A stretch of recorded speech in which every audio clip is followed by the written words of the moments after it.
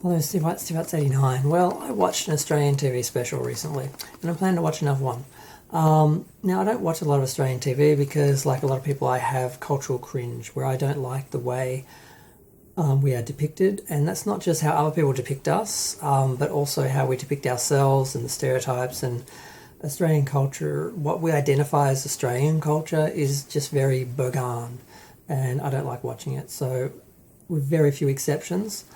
But I did recently watch the TV special Young Talent Time Unmasked. Now, I thought this was going to be juicy because, frankly, there's a lot of kids involved, and wherever there are kids involved, there are creepers hanging around, and I figured there must have been something controversial that happened, during the production of the show.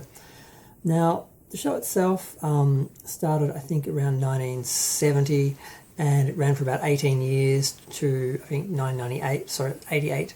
Now, I was too young to watch it, really, and I was really aware of it because my family grew up watching it and they had all the records, and basically it was a variety show where they had young kids that would try out for the show, and if they got onto the Young Talent team, they would basically be on the weekly show and they'd do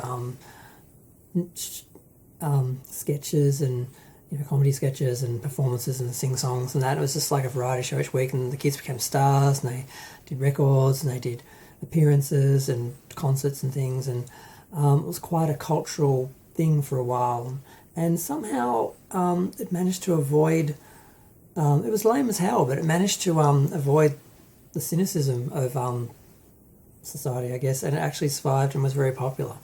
But I was aware that Tina Arena was on it, and Dannie Minogue was on it, and Kylie Minogue was on it, and some people were there as guests like Nicole Kidman, but other people actually started on there, and that's how they got started.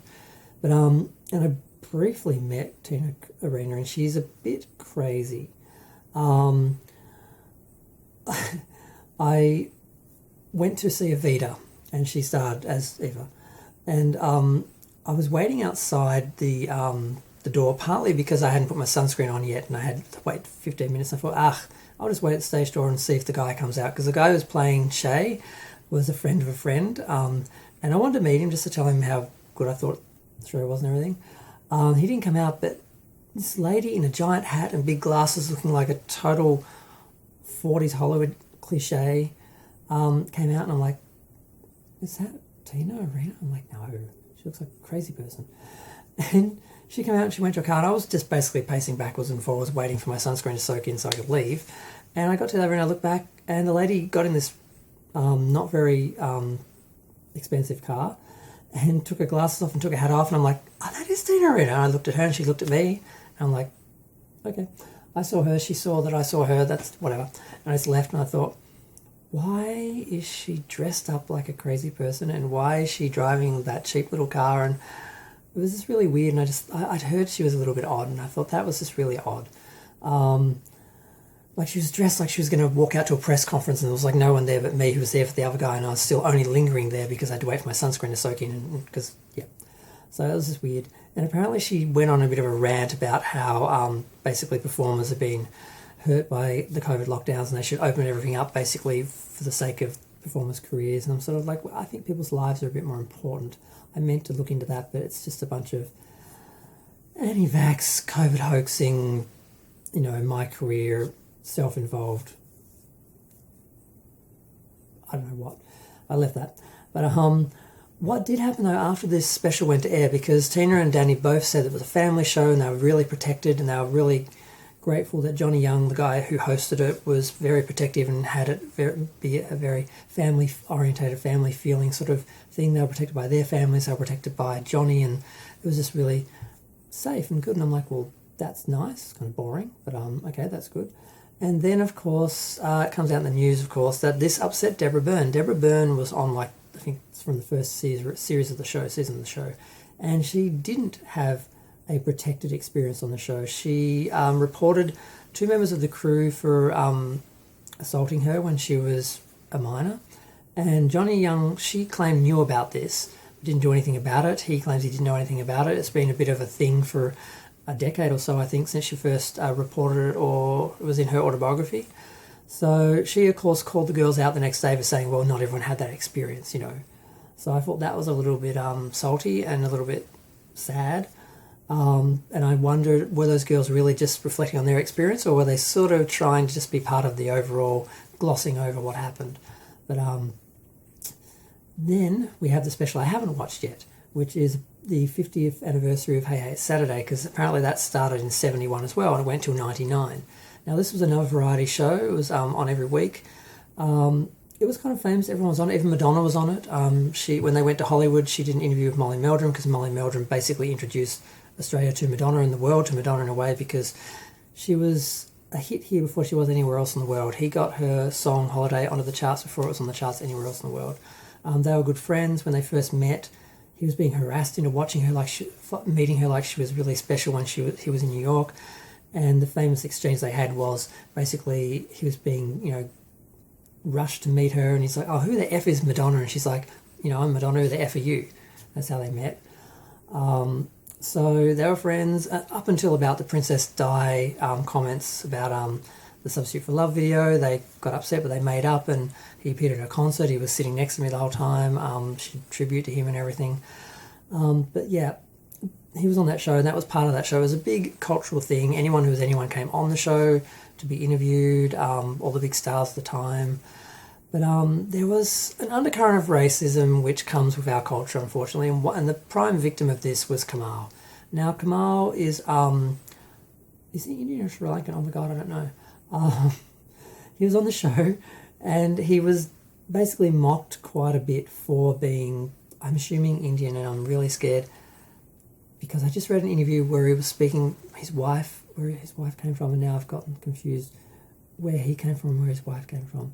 But they were from they had some racial issues, and he was saying, I'm racist too because my culture has this, they have the untouchables, and people don't like this type of person, and I married that sort of person. There was controversy, and now I'm a bit confused about who is who. But he got mocked a lot, and our culture, we didn't have a lot of coloured people, frankly, of any sort. And when I grew up in a white town that had no one but the Aboriginal family that was run out of town, and the Chinese family that ran the Chinese restaurant, and we had an Italian family that ran the pizza parlour, and everyone else was pretty much white, and that's how I remember it. And when my dad took us to meet a friend of his who was Indian, I swear to God, I thought he was Kamahl because that was the only Indian person I'd ever seen on TV in Australia, and it's really pathetic, but that's just the truth. And I hope I didn't embarrass myself. I was a kid, he probably would have forgiven me for anything stupid I said, like, "Are you Kamahl?" But I always loved Kamahl. I loved his voice. And to hear that he did feel humiliated and he felt he kind of had to go on the show for his career, but he felt disrespected, really makes me sad because I loved him and I thought that we all loved him and it was all just good humour, and maybe some of it was, but maybe some of it wasn't.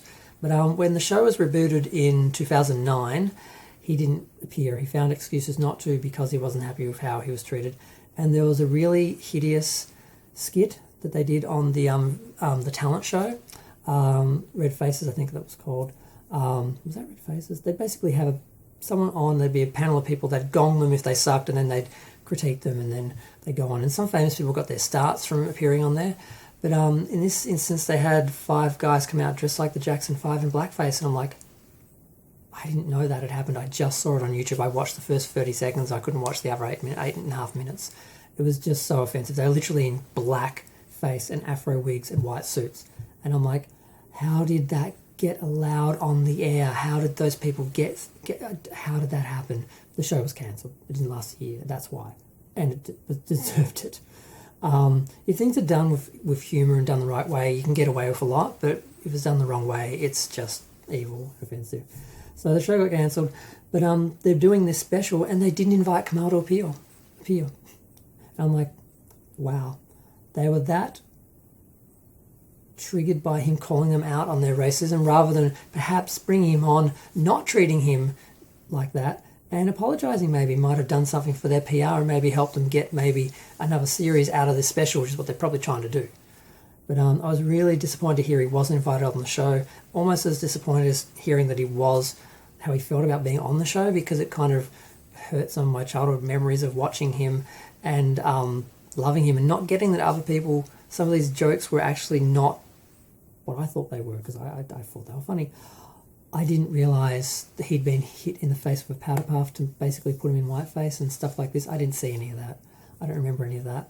I don't know when. I think that was 84, so that was well before me. So I missed that. But I'm pretty shocked by that. So I can understand how he felt.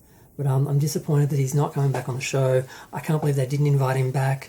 They should have made it up to him after what happened instead of trying to, I guess, act like that didn't happen. And that's the worst thing. If you are ignorant or racist, the best thing is just to realise it, acknowledge it, apologise for it, and move on. Just trying to cover for it or protect it or deny it, it just makes it all worse. So I really wish they had done something to fix things and got him on the show.